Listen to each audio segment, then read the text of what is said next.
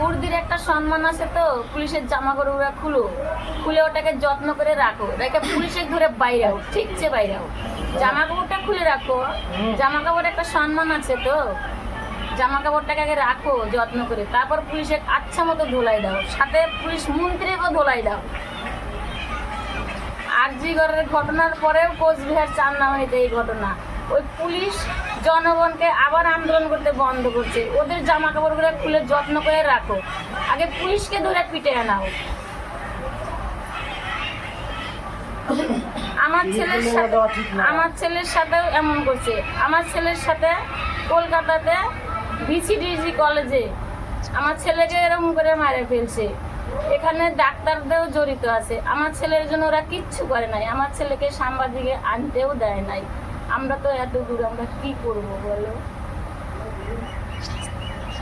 দোষীদের শাস্তি চাই, শাস্তি চাই। দোষীদের চোখ খুলে বাঘের খাঁচায় ফেলে দাও, ওদেরকে ছিঁড়ে ছিঁড়ে খা।